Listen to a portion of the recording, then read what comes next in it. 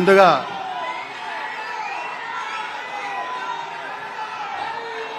దయచేసి అందరూ కూడా నిశ్శబ్దంగా ఉండవలసిన కోరుకుంటూ ముందుగా అన్న నందమూరి తారక రామారావు గారి విగ్రహానికి పూలమాల అంకుతులు చేయవలసిందిగా గౌరవ మంత్రివర్యులు శ్రీ నారా లోకేష్ గారిని కోరుకుంటం జరుగుతాం.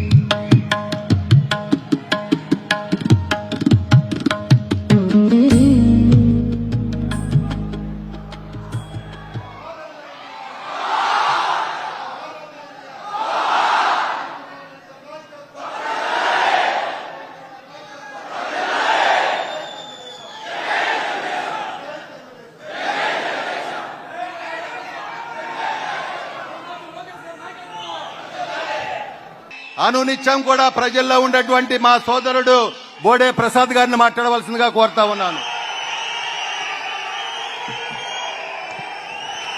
అందరికీ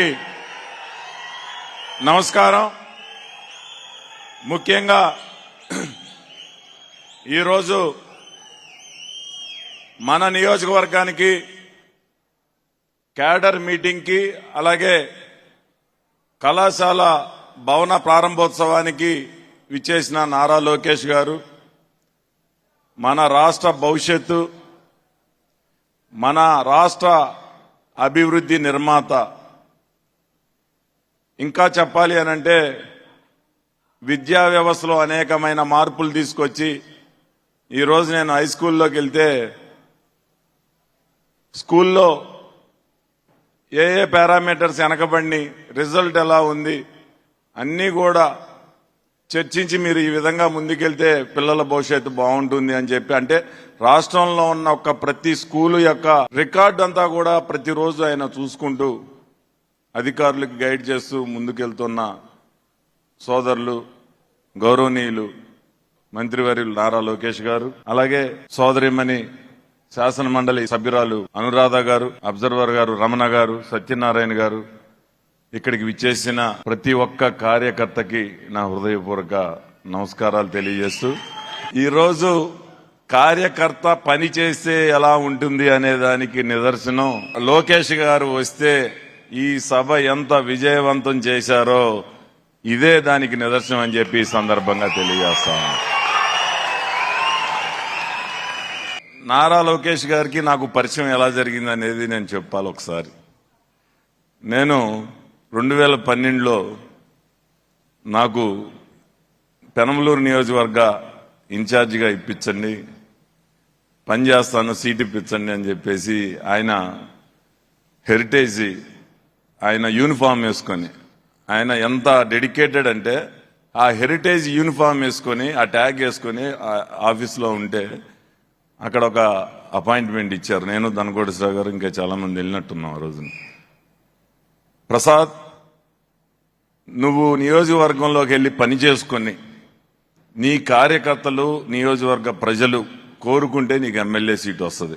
నువ్వు నా చుట్టూతానో చంద్రబాబు గారి చుట్టూతానో తిరగటం కాదు, ప్రజల దగ్గరికి వెళ్ళు, ప్రజల్లో పనిచేయి అని చెప్పిన మాట ఈ రోజుకి నాకు బాగా గుర్తు. ఆయన కూడా చెప్తా ఉంటారు నాకు ఎప్పుడైనా కలిసినప్పుడు, ప్రసాద్ నీకు ఏం చెప్పాను నేను అని ఆయనే రిమైండ్ చేస్తూ ఉంటారు. అయితే మనం అందరం కూడా మళ్ళీ అధికారంలోకి రావాలి అనంటే ఎక్కడ కూడా చిన్న చిన్న అలకలు కానీ ఏమీ ఉండకూడదు.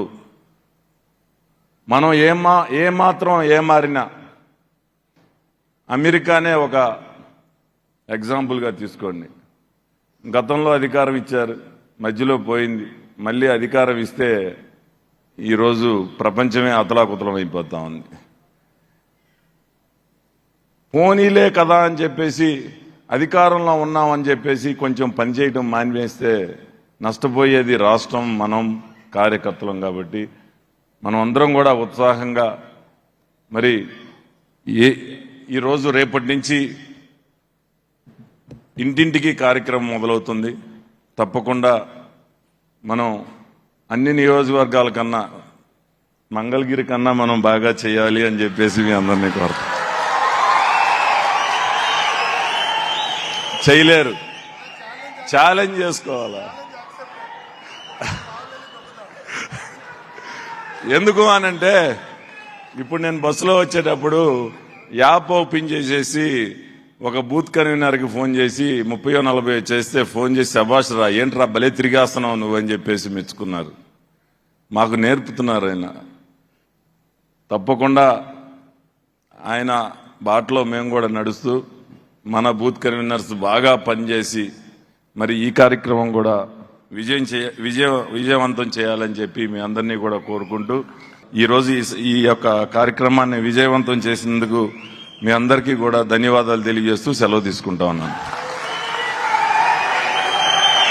తండ్రికి తగ్గ తనయుడు, తాతకు తగ్గ మనవడు, అందాల నటుడు బాలయ్య బాబు ముద్దుల అల్లుడు, మన అందరి అభిమాన నాయకుడు, యువకరటం భవిష్యత్ తరాల నాయకుడు శ్రీ నారా లోకేష్ గారిని మాట్లాడవలసిందిగా నేను కోరుతా ఉన్నాను.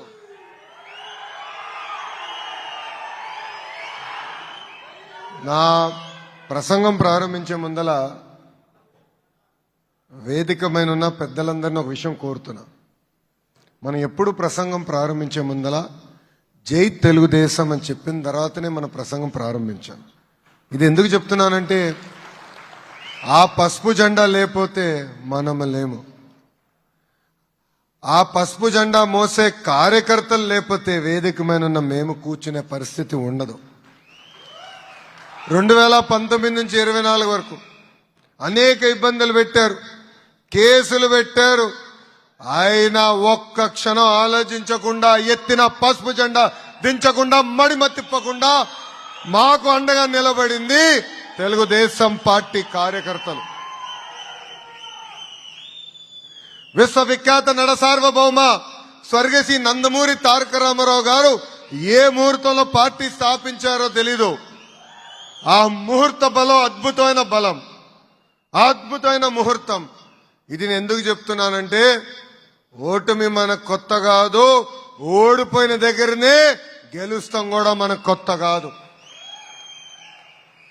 ఎంతో మంది ఎన్నో మాటలు అన్నారు, తెలుగుదేశం పార్టీ లేకుండా చేస్తా అన్నారు. వాళ్ళ పరిస్థితి ఏమైందో నాకన్నా మీకే బాగా తెలుసు. అన్న ఎన్టీఆర్ జన్మించిన గొప్ప నేల ఈ కృష్ణా జిల్లా నేల. అసలు ఈ నేలలోనే ఏదో వైబ్రేషన్ ఉందబ్బా. మీ పట్టుదలనే వేరు, మీ పౌరుషమే వేరు. ఆనాడు యువగలం పాదయాత్రలోనే వచ్చినప్పుడు చాలా మంది నాకు చెప్పారు, మీకు డేట్ మారుతుంది, మీరు మరీ చాలా స్పీడ్గా వెళ్ళొచ్చు అనుకుంటున్నారన్నారు. ఓకే, 12-1 గంట అవుతుంది అనుకున్నా. పొద్దున 3 ఎక్కడ స్వామి, పొద్దున 4 వరకు నడిపించిన గొప్ప ఘనత ఈ కృష్ణా జిల్లా ప్రజలది. పక్కన ఉన్న మన నాయకులుంటే అనేవాడిని, అన్నా లేట్ అయింది, కాలు నొప్పులు వస్తున్నాయి, ఏమనుకోదు కొంచెం స్పీడ్గా నడుస్తానంట. కరెక్ట్గా ఒక్క గడప దాటింది ఇంకో గడప చూస్తే, ప్రత్యేకంగా మన పెనమలూరు నియోజకవర్గంలో చూస్తే ప్రజలందరూ బయటికి వచ్చి పిల్లలతో వచ్చి ఆలస్యమైన పరుపులు వేసుకుని పడుకుని లోకేష్ ఎప్పుడు వస్తారా అని చూసారే, ఎదురు చూసారే. అది జీవితాంతం నా గుండెల్లో నేను గుర్తుపెట్టుకుంటానని ఈ సభాముఖం మీ అందరికీ తెలియజేస్తున్నా. పాదయాత్రలో మనం అందరం పడిన కష్టాలు నాకు ఇప్పటికీ గుర్తుంటుంది. ఎప్పుడన్నా బాగా అలసిపోయిన ఫీలింగ్ వస్తే ఆ పాదయాత్ర పుస్తకం తిరిగేస్తా. అది చూసినా నాకు అర్థం అవుతుంది, ఇంత చేశాం, ఇంత సిస్టమేటిక్గా నడిచాం. 226 రోజులు 3132 కిలోమీటర్లు నేను పాదయాత్ర చేశానంటే దానికి కారణం మా తెలుగుదేశం పార్టీ కార్యకర్తలు. రోడ్డుపైకి వచ్చారు, నిలబడ్డారు. వాళ్ళు ఎవరన్నా వచ్చి నా పైన దాడి చేయాలంటే సినిమా చూపించారే, అది నేను ఏనాడు మర్చిపోలేనని మా కార్యకర్తలందరికీ తెలియజేస్తున్నా. పెనమలూరు నియోజకవర్గం డీలిమిటేషన్ తర్వాత ఉయ్యూరు పెనమలూరు కలిసినాయి. 10 సార్లు మనం పోటీ చేస్తే 6 సార్లు గెలిచాం. గెలిచినప్పుడు ఎప్పుడు భారీ మెజార్టీతో గెలుస్తాం, ఓడిపోయినప్పుడు స్వల్ప మెజార్టీతో మనం ఓడిపోతాం జరిగింది. అంటే ఎక్కువ శాతం సార్లు మనం మన నియోజకవర్గాన్ని గెలుచుకున్నాం. మన ఎమ్మెల్యే గారి గురించి కూడా చెప్పాల్సిన అవసరం చాలా చాలా ఉంది. మీరు టైగర్ అంటున్నావు భయ్యా, నేను బుల్లెట్ అంటున్నాను.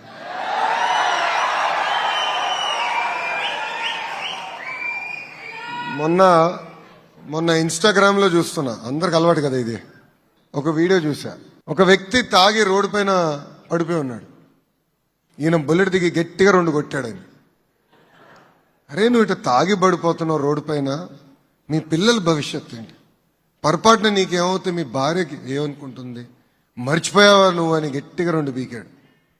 మళ్ళీ ఇంకోసారి చూసా, పారిశుద్ధ కార్మికులు ఎక్కడో సరిగా క్లీనింగ్ చేయకపోతే ఇదేదో నా బాధ్యత అని చెప్పి బుల్లెట్ ఎక్కి వెళ్ళి అక్కడ పారిశుద్ధ్యం కార్మికుల చేత కూడా పని చేపించిన గొప్ప ఎమ్మెల్యే మన బోదే ప్రసాద్ గారు.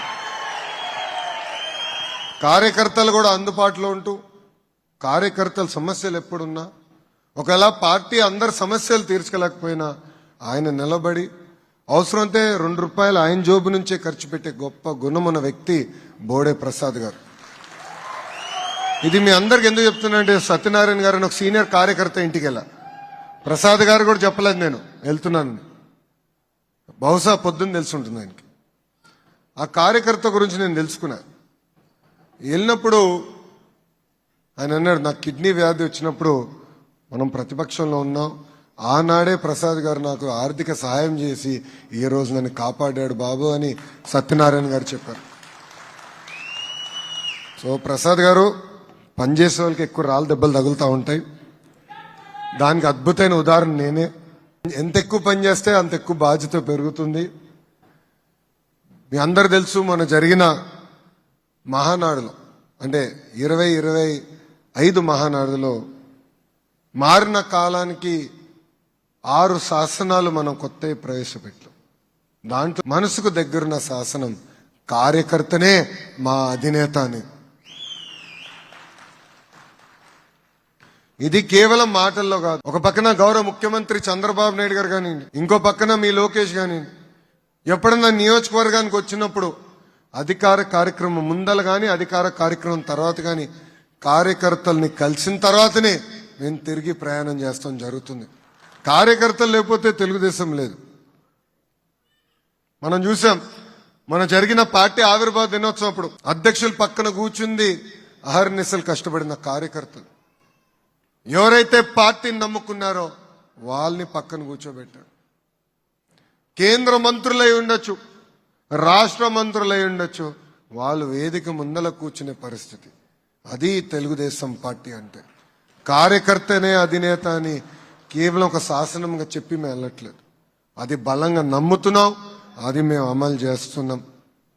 మనందరం చూసాం, ప్రతిపక్షంలో కార్యకర్తల త్యాగాలు చూసాం. తోట చంద్రయ్య గారు ఒక అద్భుతమైన ఉదాహరణ. మెడపై కత్తి పెట్టి వాళ్ళ నాయకుడికి వాళ్ళ పార్టీకి జైగొట్టమంటే ప్రాణాలు కోల్పోయినా పర్వాలేదు, జై తెలుగుదేశం, జై చంద్రబాబు అని చెప్పి ప్రాణాలు కోల్పోయారే, ఆ తోట చంద్రనే మీ లోకేష్ కి స్ఫూర్తి. ఈ రోజు నేను గర్వంగా చెప్పగలుగుతున్నా, చట్టాలు సవరణ చేశాం. భారతదేశ చరిత్రలో ఎప్పుడు లేని విధంగా రాజకీయ కక్షలో ఒక కార్యకర్త చనిపోతే వాళ్ళ కొడుక్కి శాశ్వత ప్రభుత్వ ఉద్యోగం ఇచ్చిన ఘనత ఒక తెలుగుదేశం పార్టీదే. వాళ్ళ అబ్బాయికి ఈరోజు మేము ఉద్యోగం ఇచ్చాం. ముందరికి నడిపిస్తున్నాం ఆ కుటుంబాన్ని నేను ఇప్పటికీ కలుస్తా ఉంటా. ఇంకో పక్కన ఒక తాత ఉన్నాడు, గుర్తున్నాడా? అంజిరెడ్డి తాత. ఎట్ట మర్చిపోతాం? లోకల్ బాడీ ఎన్నికలు జరిగితే ఆయన నామినేషన్ పత్రాలు లాక్కోవాలనుకున్నాడు. మీసాలు మెలేసి తొడగొట్టి రా బిడ్డ రా అని చెప్పాడే, ఆ అంజిరెడ్డి తాతనే మీ లోకేష్ కి స్ఫూర్తి. పల్నాడులో మంజుల గారిని మర్చిపోకూడదు. ఎన్నికల పోలింగ్ సమయంలో ఆమె పైన దాడి చేసి రక్తం కారుతున్నా చివరి ఓటు పడి ఈవీఎం బాక్స్ కి లాక్ వేసే వరకు నిలబడిందే మంజుల గారు. ఆ మంజుల గారే మీ లోకేష్ కి స్ఫూర్తి. ఇది తెలుగుదేశం పార్టీ అంటే. నమ్మకున్న సిద్ధాంతాల కోసం, నమ్మకున్న పార్టీ కోసం, నమ్మకున్న నాయకుడు కోసం అహర్నిశలు నిలబడే కార్యకర్తలే మా అధినేత. మీరందరూ చూశారు, గడిచిన 2 సంవత్సరాలు అనేక ఆర్థిక ఇబ్బందులు ఉన్నాయి. మనకి రాష్ట్రం మన చేతికి వచ్చే సమయానికి 99% ఆదాయం ప్రభుత్వ అధికారుల జీతానికి, పెన్షన్లకి సరిపోయింది. 99%. రూపాయి సంపాదిస్తే రూపాయి 60 పైసల ఖర్చు. అంత ఆర్థిక ఇబ్బంది ఉన్న భారతదేశంలో ఎవ్వరు ఇవ్వని విధంగా 4,000 రూపాయల పెన్షన్ ఈరోజు ఎన్డీఏ ప్రభుత్వం అందజేస్తుంది. వికలాంగులకు 6,000, బెడ్కే పరిమితం అవుతే 15,000 రూపాయలు మనం అందజేస్తున్నాం. రెండోది స్త్రీ శక్తి. ఇక్కడ మహిళలందరూ వచ్చారు, ఆర్టీసీ బస్సులో హాయిగా తిరుగుతున్నారు ఈరోజు మహిళలు. దానికి కారణం మన కూటమి ప్రభుత్వం. దీపం పథకం ద్వారా ప్రతి ఏటా 3 గ్యాస్ సిలిండర్లకి డబ్బులు మన అకౌంట్లో వేస్తున్నాం. అది కూడా ఇప్పుడు మార్చిపోతున్నాం. గ్యాస్ సిలిండర్ తీసుకున్నప్పుడు వేస్తాం కాకుండా ప్రతి 4 నెలలకు ఒకసారి ఫిక్స్డ్ డేట్ నాడు ఆ డబ్బులు మా అక్క చెల్లెల అకౌంట్లో జమ చేయాలని కూటమి ప్రభుత్వం నిర్ణయం తీసుకుంది. ఇంకా అన్నదాత సుఖీభవ, చేనేత సోదరులకు ఉచిత కరెంట్, మత్స్యకారుల సేవలో వాళ్ళకి డబ్బులు ఇస్తున్నాం. ఇంకో పక్కన మా ఆటో వాళ్ళ సేవలో కూడా వాళ్ళ అకౌంట్లో ఈరోజు ప్రభుత్వం డబ్బులు జమ చేస్తాం జరుగుతుంది. మనందరూ తెలిసిన విషయమే, అభివృద్ధి సంక్షేమం అనేది జోడెద్దుల బండి. 2 కలిసికట్టుగా వెళ్తేనే రాష్ట్రం అభివృద్ధి చెందుతుంది. ఇప్పటికీ అనేక రోడ్లు వేసాం, అన్ని పనులు పూర్తి చేసాం అన్నట్లేదు. గుంటలు పూర్తి చేయడానికే 2,000 కోట్ల రూపాయలు ఖర్చు అయింది. ఎందుకంటే గత పాలకులు అన్ని గుంటలు వదిలేసి వెళ్ళారు, మనకి పూడ్చుకుంటూ వెళ్తున్నాం. ఇప్పుడు ఇంకా మెరుగుపరచాలి. కానీ ఆనాడు మనం ఒకే నినాదం పైన నిలబడాం, ఒకే రాష్ట్రం, ఒకే రాజధాని, కానీ అభివృద్ధి వికేంద్రీకరణ. ఈరోజు ఆ భారతదేశంలో 100 రూపాయలు పెట్టుబడులు వస్తే 25 రూపాయలు ఆంధ్ర రాష్ట్రాన్ని వెతుక్కుంటూ వస్తుంది.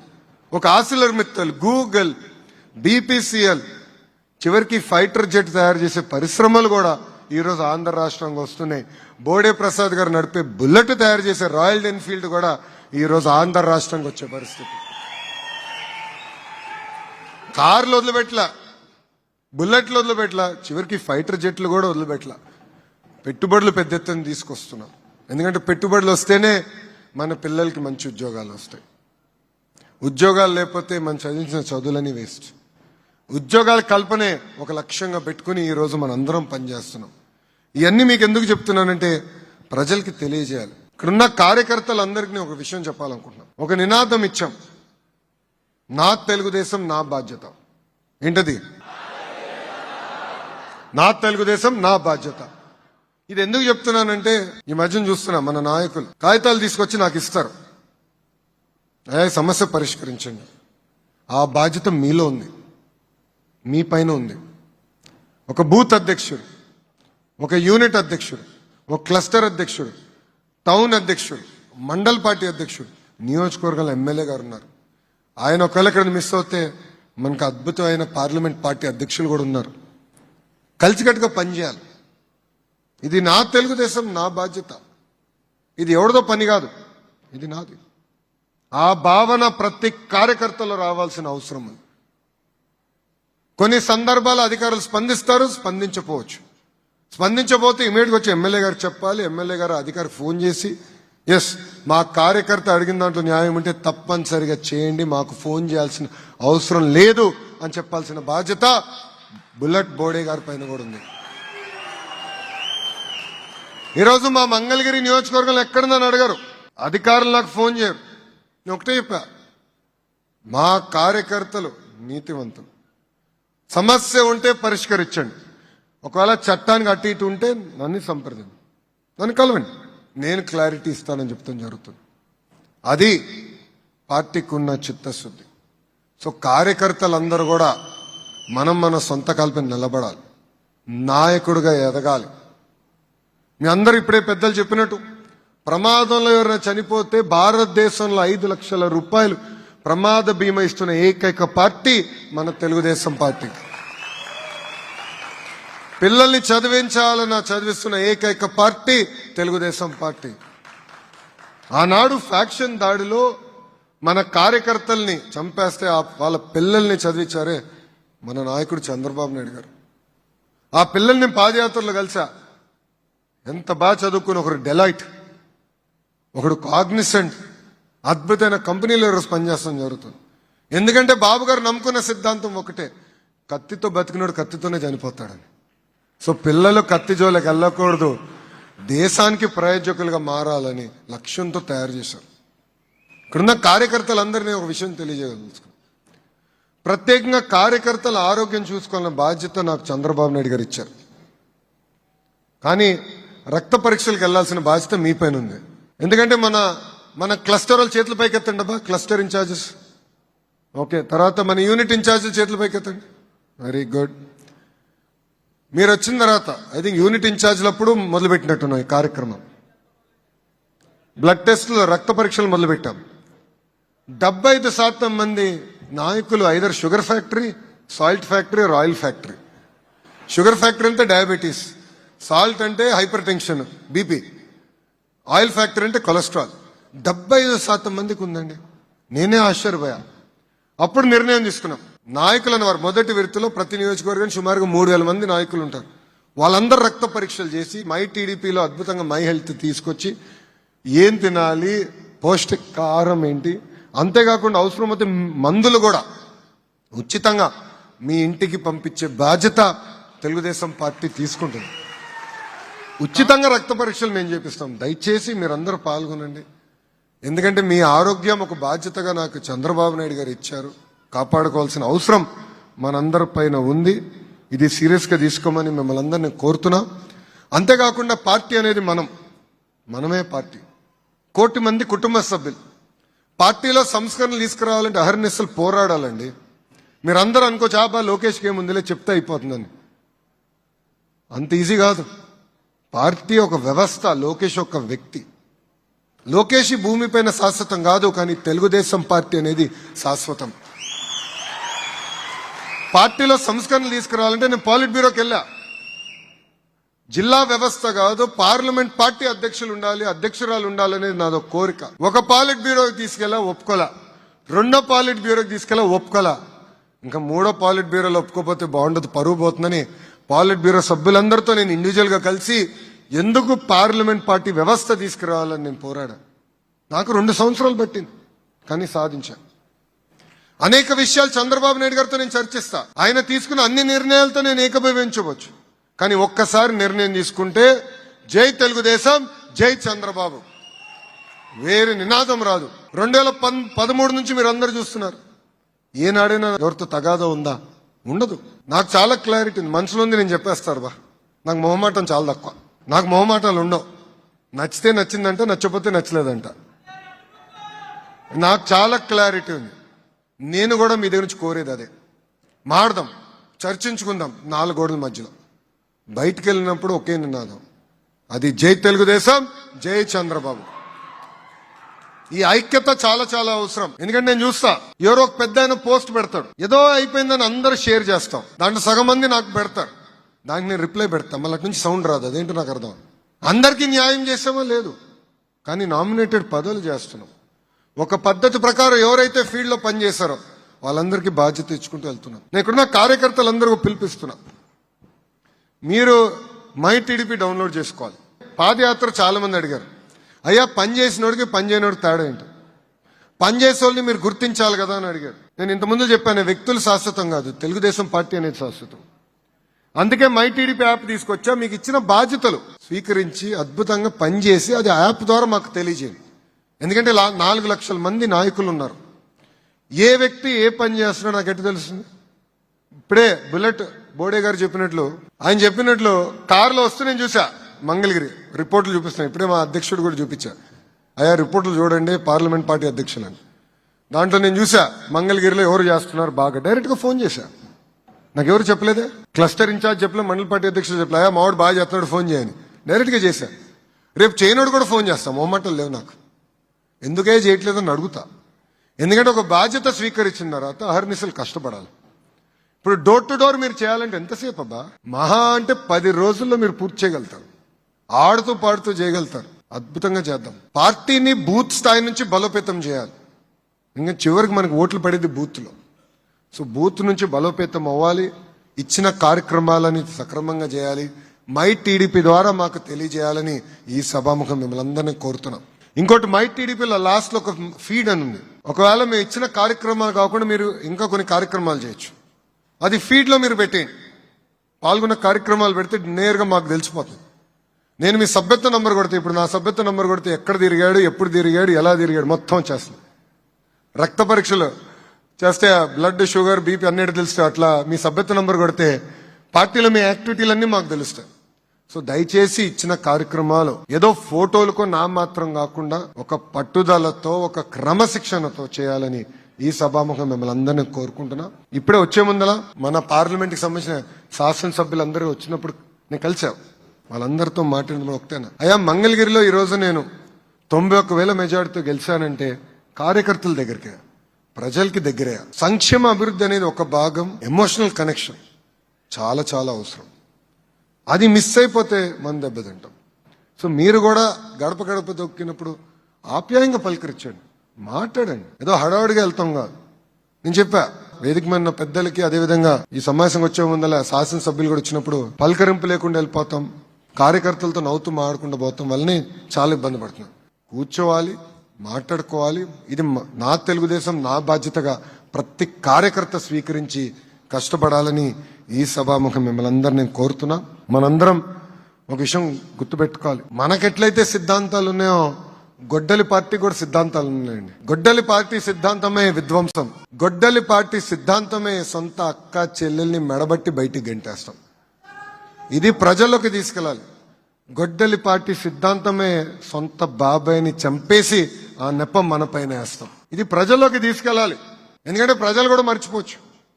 మనం చూసాం, ఒక అమర్నాథ్ గౌడ్ అనే పిల్లడు నెట్టు చంపేశారు. వాళ్ళ అక్కని వైకాపా నాయకుడు పిల్లలు ఏడిపిస్తున్నారని పెద్దలకి వెళ్ళి అమర్నాథ్ గౌడ్ కంప్లైంట్ చేస్తే, అదే అమర్నాథ్ గౌడ్ ని చెతగొట్టి అతను చదువుతున్న పుస్తకాల నుంచి కాగితాలు చింపి నోట్లో కుక్కేసి కెరోసిన్ పోసి మరి తగలబెట్టేశారు. ఏ పిల్లలైతే ఆ అబ్బాయిని చంపారో వాళ్ళు ఊరిలోకి వస్తే పెద్ద ఊరేగింపుగా ఇంటికి తీసుకెళ్లారు. ప్రజలకు వివరించాలి, చెప్పాల్సిన బాధ్యత ఇక్కడున్న మనందరి పైన ఉంది. ఫేక్ ప్రచారం కూడా అద్భుతంగా చేస్తారండి. ఆ సైకో వ్యక్తి నరనరాలో ఉంది ఫేక్ ప్రచారం. ఆ పార్టీ డిఎన్ఏనే ఫేక్ ప్రచారం. 5 సంవత్సరాలు ఒక్క డిఎస్సీ అని ఇచ్చారండి వాళ్ళు. ఒక్క టీచర్ పోస్ట్ అని భర్తీ చేశారా? అసలు డిఎస్సీ అంటే తెలుగుదేశం పార్టీ, తెలుగుదేశం పార్టీ అంటేనే డిఎస్సీ. ఇప్పటికీ 2 లక్షల మంది ఉపాధ్యాయుల్ని డిఎస్సీ ద్వారా నియమించిన ఏకైక పార్టీ తెలుగుదేశం పార్టీ. నేను విద్యాశాఖ మార్చలేనప్పుడు నేను ఛాలెంజ్ గా తీసుకున్నా, ఒక్క కేసు పడిన పర్వాలేదు, ఎక్కడ స్టే రాకూడదు, డిఎస్సీ అద్భుతంగా నిర్వహించాలని. ప్రత్యేకంగా వర్టికల్ హారిజాంటల్ రిజర్వేషన్ అని చాలా కాంప్లికేటెడ్ సిస్టమ్ ఉన్నా కూడా 150 రోజుల్లో 150 కేసులు వేశారండి డిఎస్సీ పైన. ఎక్కడ కోర్టు డిఎస్సీని ఆపలేదు. ఏకంగా వాళ్ళు వేసిన కేసుల్లో 30% పక్కన పడేసింది కోర్టు. అది మనకున్న చిత్తశుద్ధి. ఈ రోజు నా పైన ఆరోపణలు చేస్తున్నారు. ఎస్, నేను ఛాలెంజ్ చేస్తున్నా ఆ జగన్ ని. టైం డేట్ నువ్వు ఫిక్స్ చేయి, నేను వస్తా చర్చికి, నువ్వు సిద్ధమా అని అడుగుతున్నా. అరే భయపడే బ్యాచ్ మాది కాదురా భయ్. దొంగ పేపర్, దొంగ ఛానల్ పెట్టుకుని నేను తిరగట్లా, రైట్ రాయల్ గారు తిరుగుతున్నా. మీలాగా దొంగ బతుకు మాది కాదు. ఏమని ఉంటే స్ట్రైట్ గా మేము మాట్లాడతాం. రా, డిఎస్సీ పైన డిస్కస్ చేద్దాం, గ్రూపుల పైన మీరు చేసింది డిస్కస్ చేద్దాం, లిక్కర్ లో ఎవరెంత డబ్బులు దొబ్బేశారో కూడా దానిపైన డిస్కస్ చేద్దాం. టైం డేట్ మీరు ఇవ్వండి. ఈ లోకేష్ మటుకు సిద్ధంగా ఉన్నాడు. ఇంతేకాకుండా కొంతమంది కొన్ని రోగాలు ఉంటాయండి. ఆ సైకోకు ఒక రోగం ఉంది, దాని పేరే సిసిడి. చెప్పండి, సిసిడి, క్రెడిట్ చోరీ డిసార్డర్. క్రెడిట్ చోరీ డిసార్డర్. నేను ఆదిత్య మిత్తల్తో మాట్లాడి ఆసిలర్ స్టీల్ ప్లాంట్ తీసుకొస్తున్నా. బయటకు వచ్చింది. అప్పుడు ఈ మహానుభావుడే ప్రెస్ మీట్ పెట్టి, రాదు, ఒరిస్సాకి వెళ్ళిపోతుంది, ఎవడు చెప్పాడు వస్తుందని అన్నాడు. ఎప్పుడైతే శంకుస్థాపన చేసాం ఇట్లన్నీ, నేను తీసుకొచ్చాను కదా, నేను వాళ్ళతో మాట్లాడా కదా, మా ముత్తాత వాళ్ళ ముత్తాతకు పరిచయం ఉంది, ఆత్మలు మాట్లాడుకున్నారు, తీసుకొస్తున్నామంటాడు. ఇంకా కొన్ని సంవత్సరాలు పోతే ఆగస్ట్ 15 వచ్చినప్పుడు అంటాడు, మా ముత్తాతనే భారతదేశానికి స్వాతంత్రం తీసుకొచ్చాడు అంటాడు. ఎంత అన్యాయం అండి. గూగుల్ తీసుకొస్తే ఆయన తీసుకొచ్చాడంట. రాయల్ ఎన్ఫీల్డ్ తీసుకొస్తే నేను చిన్నప్పుడు రాయల్ ఎన్ఫీల్డ్ నడిపాను కనుక రాయల్ ఎన్ఫీల్డ్ నేనే తీసుకొచ్చానంటాడు. సో ప్రజల్లోకి చెప్పాల్సిన బాధ్యత మనందరిపైన ఉందండి. లేదంటే అబద్ధాలు 1కి 10 సార్లు చెప్పి నిజం చేసాక ప్రయత్నిస్తారు. భోగాపురం గురించి కూడా మాట్లాడాలి. ఆ రోజు భూసేకరణ చేసింది మనం, పనులు ప్రారంభించింది మనం. ఇప్పుడు వచ్చి ఆయన ఏదో పీకినట్టు చెప్తున్నాడు. అరే మళ్ళీ 5 సంవత్సరాలు ఏం చేసావు భయ్? 5 సంవత్సరాలు ఎందుకు పూర్తి చేయాలా? పట్టించుకోవాలా? ఏకంగా జిఎంఆర్ వాళ్ళకి ఇచ్చిన భూముల్లో 500 ఎకరాలు ఈయన లాక్కుని వేరే వాళ్ళకి ఇవ్వాలని ప్రయత్నించాడు, వాళ్ళ సొంత వ్యక్తులకి ఇవ్వాలని ప్రయత్నించాడు. ఈరోజు తిరిగా భూములు ఇచ్చాం కనుకనే ఎయిర్పోర్ట్ పూర్తయింది, ఎంఆర్ఓ పూర్తయింది. 1వ తారీఖు నాడు మన ప్రధానమంత్రి నరేంద్ర మోడీ గారి చేతుల మీదుగా భారతదేశానికి భోగాపురాన్ని ఏకంగా అంకితం చేస్తుంది. ఇంకా చిత్తశుద్ధి ఉంది మనకి. ఇది ప్రజలు చెప్పాల్సిన బాధ్యత ఇక్కడున్న కార్యకర్తలందరిపైన ఉందని తెలియజేసుకుంటున్నా. ఇంకో విషయం, ప్రభుత్వం కొనసాగింపు అనేది చాలా చాలా అవసరం. ఇక్కడున్న ప్రతి కార్యకర్త ఇది గుర్తుపెట్టుకోవాలి. ఈరోజు మీరు చూడండి, గుజరాత్ లో ఒకే పార్టీకి చెందిన ప్రభుత్వం నేరుగా వచ్చేగల ఎంత అద్భుతంగా అభివృద్ధి చెందుతుంది. పెట్టుబడులు వస్తున్నాయి, పిల్లలకు అద్భుతంగా ఉద్యోగాలు వస్తున్నాయి. మొన్నటి వరకు మనం చూసాం ఒరిస్సాలో కూడా ఒకే పార్టీ ఉండే, వాళ్ళు కూడా మనకన్నా అద్భుతంగా అభివృద్ధి చేసుకుని ముందుకు వెళ్ళే పరిస్థితి మనందరం చూసాం. మనం అంటే తెలుగుదేశం పార్టీ ఒక పెద్ద కుటుంబం, ఆ కుటుంబం కాస్త ఇంకొంచెం పెద్దగా అయింది. ఎందుకంటే తెలుగుదేశం పార్టీ, జనసేన, భారతీయ జనతా పార్టీ ముగ్గురం కలిసికట్టుగా ఈ రోజు పనిచేస్తాం జరుగుతుంది. మా అందరికీ చిత్తశుద్ధి ఉంది, మా అందరికీ క్లారిటీ ఉంది. బూత్ స్థాయికి కూడా అదే క్లారిటీ చాలా చాలా అవసరం. నేను ఒక ఇండియా టుడే కాన్క్లేవ్ వెళ్ళా. దాంట్లో యాంకర్ మాట్లాడుతూ 2029 ఎన్నికలు మీరు కలిసే పోటీ చేస్తారా అని అడిగాడు. నీకెందుకు డౌట్ ఉంది? 100% నేను కలిసే పోటీ చేస్తున్నాను. మీరందరూ చప్పట్లు కొట్టారు. ప్రోగ్రామ్ అయిన తర్వాత పవన్ అన్న నాకు ఫోన్ చేశాడు. ఫోన్ చేసి, అరే మనం 3 టర్మ్లు, కనీసం 3 టర్మ్లు అంటే 1 టర్మ్ ఎందుకు చెప్పారా అన్నాడు. కరెక్టే అన్నా, 3 టర్మ్లు కలిసికట్టుగా మనం పోటీ చేస్తున్నాం, దాంట్లో ఎలాంటి డౌటే లేదని చెప్తాం జరిగింది. ఇది అందరం గుర్తుపెట్టుకోవాలి. ఎందుకంటే మన తెలుగుదేశం పార్టీ ముసుగులో జనసేనని తిడతారు, జనసేన ముసుగులో బీజేపీని తిడతారు, బీజేపీ ముసుగులో మన తిడతారు. మనందరం అప్రమత్తంగా ఉండాలి. ఏ ఐక్యత అయితే ఢిల్లీలో పనిచేస్తున్నాం, అమరావతిలో పనిచేస్తున్నాం, అదే ఐక్యతతో గల్లీలో కూడా మనం కలిసికట్టుగా పనిచేయాలని ఈ సభాముఖ కార్యకర్తలందరికీ నేను పిలిపిస్తున్నా. ప్రభుత్వం కొనసాగింపు అనేది చాలా చాలా అవసరం. అభివృద్ధి చెందాలన్నా, మనం పైకి రావాలన్నా ఒకే ప్రభుత్వం కొనసాగింపు అవసరం. ఎన్డీఏ అనేది చాలా అవసరం. కేంద్రంలో ఎన్డీఏ, రాష్ట్రంలో ఎన్డీఏ ఉంది కనుకనే డబుల్ ఇంజిన్ సర్కార్ నడుస్తుంది.